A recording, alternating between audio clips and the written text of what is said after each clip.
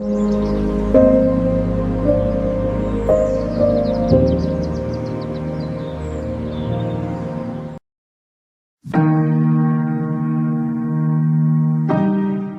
너희가 하나님의 성전인 것과 하나님의 성령이 너희 안에 계시는 것을 알지 못하느냐? 누구든지 하나님의 성전을 더럽히면 하나님이 그 사람을 멸하시리라.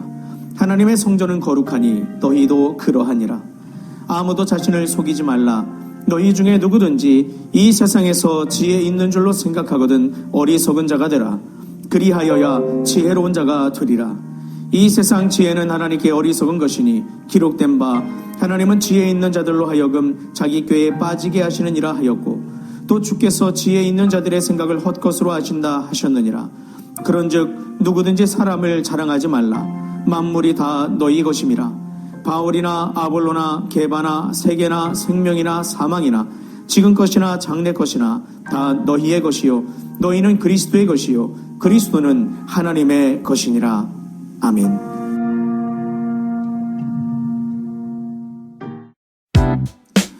안녕하세요. 데이바이블 조용재 목사입니다. 여러분도 잘 알고 계시겠지만 중세시대의 교회는 외형적으로 보게 될 때 매우 거룩한 교회였습니다. 엄숙한 예전이 있었고 잘 짜여진 규율들, 그리고 권위 있는 지도로 성도들을 이끌어가는 그런 교회 시대였죠.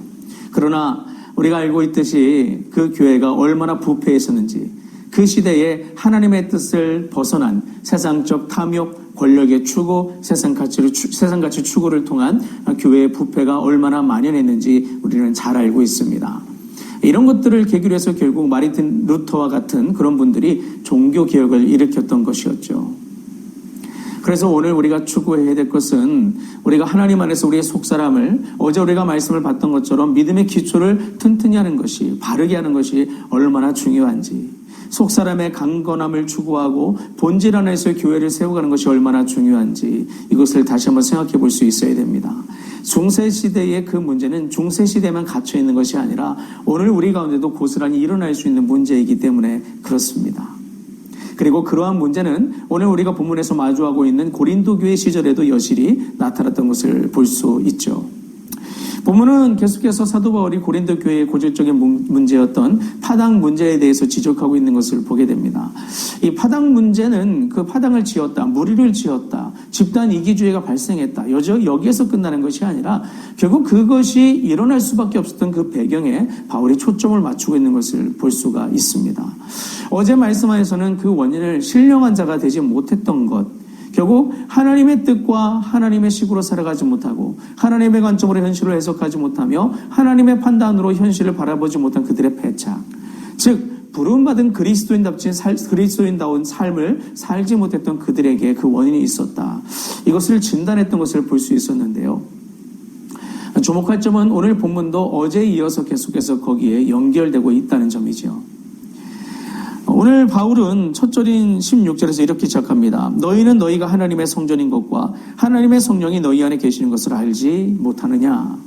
성전에 대한 정의를 뭐라고 하냐면 바로 성령님이 함께 하시는 곳, 그리고 성령님이 역사하셔서 주 예수님의 사람이 된 너희들, 이렇게 정하는 것을, 이것을 규명하는 것을 볼 수가 있어요.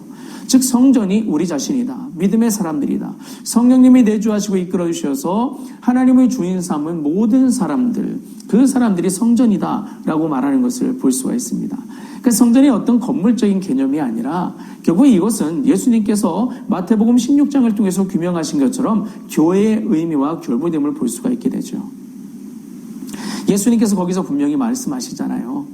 주님이라는 반석 위에, 또 주 예수 그리스도를 믿는 믿음의 그 반석 위에 내 교회를 세우겠다라고 말씀하세요. 결국 그 고백을 하는 사람들이 모인 예수 그리스도를 믿는 믿음의 공동체가 교회잖아요.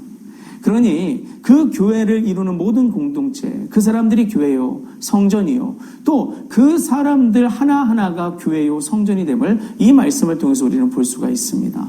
결국 오늘 이 바울이 말하는 16절에서 또 17절까지 이어지는 이 하나님의 성전은 거룩하니 너희도 그러하다. 이 말은 우리의 거룩을 추구하고 우리의 거룩의 정체성을 밝히는 것이라고 볼 수 있거든요.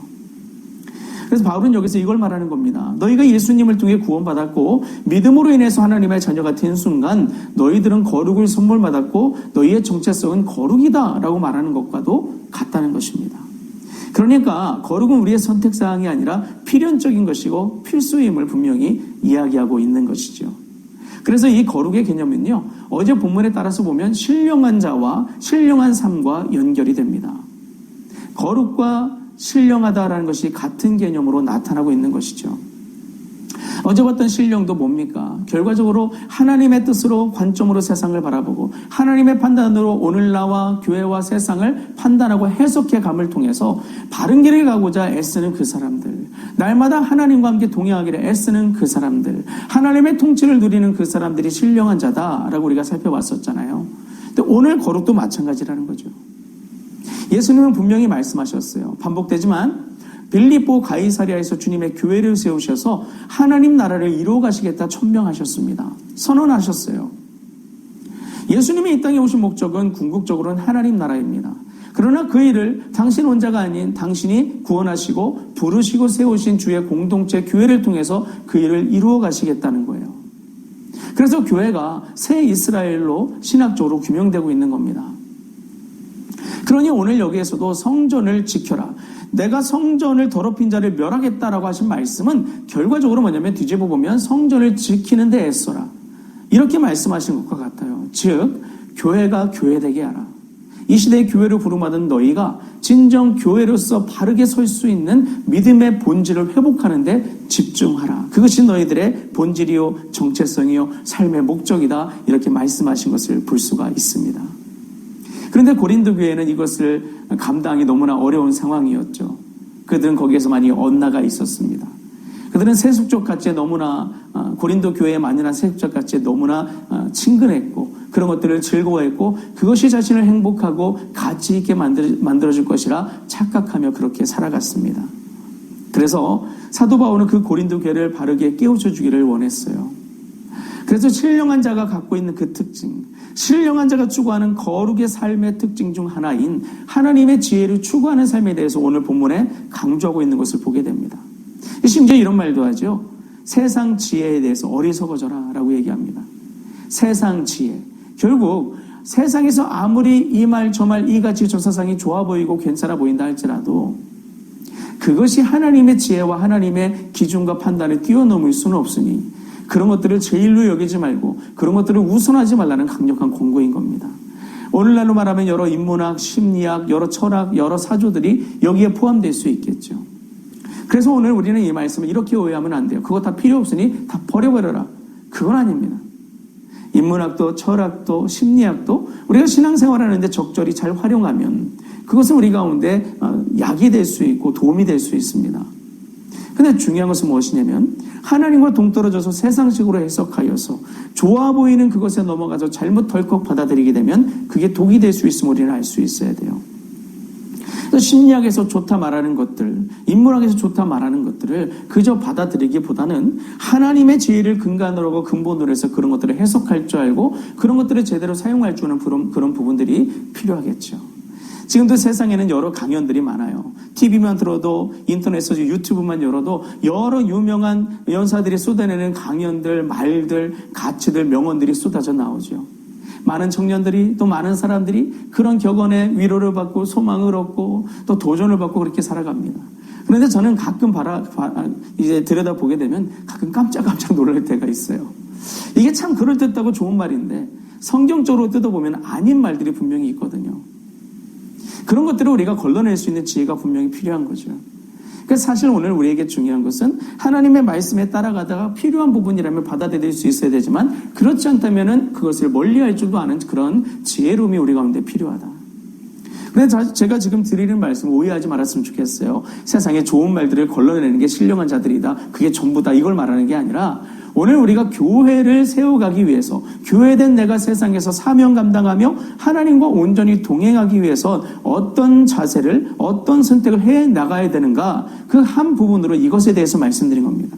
근본은 무엇이냐면 결국 오늘 우리가 하나님을 떠나서 나 스스로 설 수 있다. 하나님을 떠난 다른 것을 붙들고 자신을 드러내거나 자신을 세우거나 하는 일에 대해서 우리가 경계해야 되는 것을 여기서 이야기하고 있는 겁니다. 고린도 교회는 당시 부유했고 상업이 발달했고 모든 것이 통용되었고 가치나 사상이나 철학이나 사조들이 난무했던 그 시대 속에서 마치 하나님 아닌 다른 것들로도 만족할 수 있을 것으로 살아갔고 다른 가치를 가지고 행복을 추구하는 모습들이 보였기 때문에 사도 바울이 그것을 경계시켰던 거예요. 이거는 오늘 우리에게도 고스란히 들어올 수 있습니다. 지금은 더 많은 가치 사상들, 삶의 라이프 스타일들 여러 가지들을 우리 스스로가 받아들일 수 있는 시대에 우리가 살고 있잖아요. 이것들을 경계하기 위해서 오늘 우리는 분명히 기억해야 될 것, 하나님 안에서 우리의 삶의 주권과 소유권이 어디 있는지 알아야 됩니다. 오늘 본문을 보게 되면 20절부터 23절까지의 말씀이 바로 그것을 말해요. 또 주께서 지혜 있는 자들의 생각을 헛것으로 하신다 하셨느니라. 아무리 대단해 보여도 하나님 안에서는 아무것도 아니거든요. 왜?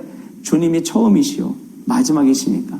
주님으로부터 세상이 나왔고 하나님이 창조주요 통치자이시니까요. 그분이 절대 진리요 기준이시기 때문에 하나님을 벗어나서 독립하여서 이게 대단하다, 나 스스로 대단하다 말할 수 있는 것은 없는 것입니다. 그래서 오늘 본문에서 22절을 오해하면 안 됩니다. 바울이나 아볼로나 게바나 세계나 생명이나 사망이나 지금 것이나 장래 것이나 다 너희의 것이요 라고 했더니 하나님은 우리 가운데 풍성한 것을 주셨고 많은 것을 주셨고 많은 소유권을 주셨다 라고 착각할 수가 있어요. 그러나 이걸 바르게 이해하려면 23절까지 가야 돼요. 너희는 그리스도의 것이요 그리스도는 하나님의 것이니라. 결국 최종 결정권자, 소유권자, 주권자는 하나님이시라는 뜻이에요.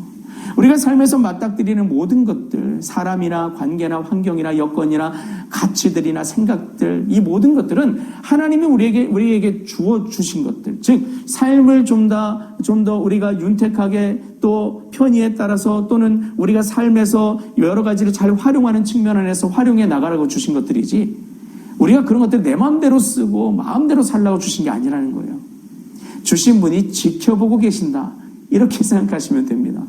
하나님이 주권자이고 소유권자이시니 하나님 앞에서 내게 주어진 것들로 자랑할 필요가 없고 나를 더 드러내려고 할 필요가 없다. 주권자의 생각을 묻고 소유권자의 그 뜻에 따라 움직이는 것이 우리의 마땅한 도리요. 주권자와 소유권자가 정확히 계시니 그분을 넘어서려는 시도도, 그분을 떠나서 나를 드러내는 시도도 우리는 중단해야 된다. 중요한 건 하나님의 뜻에 따라 죄와 구별되고 세상의 가치들과 분리되고 하나님과 동행하는 삶, 즉 거룩의 삶을 추구하는 게 우리에게 무엇보다도 중요하다. 이것을 우리가 잊지 말았으면 좋겠습니다. 여러분, 오늘 우리는 이 땅에서 부름받은 것이, 구원받은 이유가 분명한 것은 하나님 나라에 있음을 기억해야 됩니다. 예수 그리스도의 십자가는 바로 거기에 있어요. 사단은 교묘하게 우리를 속입니다.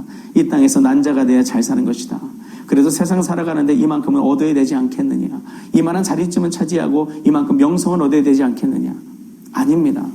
오늘 우리의 가장 중대한 목적은 하나님의 이름과 그 영광이 드러나는 것이요, 하나님 앞에 사람들이 돌아오게 하는 것이요, 하나님 나라가 세워지는데 우리가 맡은 사명에 따라 기여하는 삶이 오늘 우리에게 주어진 삶입니다. 흥미롭게도 주님은 그 삶 안에서 세상이 주지 못하는 평안과 행복을 누릴 수 있을 것이라 성경에서 약속해 주셨다는 것이죠. 여러분, 이것을 기억하시길 바라고, 오늘 교회로 부름받았고 거룩한 하나님의 성전으로 부름받았으며 주 예수님의 십자가의 사랑으로 구원받은 자다운 그 삶을 기억하심으로 오늘도 주님의 선택을 나도 선택하여 믿음의 길로 행하고 하나님의 은혜를 누릴 수 있는 여러분과 제가 될 수 있기를 간절히 바랍니다. 기도하시겠습니다. 좋으신 하나님 아버지, 감사합니다. 오늘 말씀을 통해서 우리가 마땅히 가야 될 믿음의 길에 대해서 살펴보았습니다. 하나님, 우리가 이 땅을 살아갈 때 가장 중요한 것은 내 뜻과 생각과 고집과 또한 다른 편견 모든 것들을 내려놓고 교회된 나로서 나의 삶을 바르게 세우고 또한 우리 지체와 함께하는 교회가 바르게 서는데, 이런 교회된 우리들이 나아가 세상에서 사명을 온전히 감당하게 하는데 거기에 목적이 있는 것을 다시 한번 배우게 됩니다. 다른 생각과 가치와 판단을 모두 내려놓고 믿음 안에서 하나님을 주인 삼고 믿음의 길로 온전히 도전해 나가는 우리가 될 수 있도록 우리의 마음과 생각을 다스리시고 함께하여 주시옵소서. 오직 구별된 거룩한 사람으로서, 신령한 사람으로서 믿음의 길을 추구하며 하나님 뜻 안에 서서 하나님의 영광을 드러내는 우리가 되게 하여 주옵소서. 감사드리며 주 예수 그리스도의 이름으로 기도합니다. 아멘.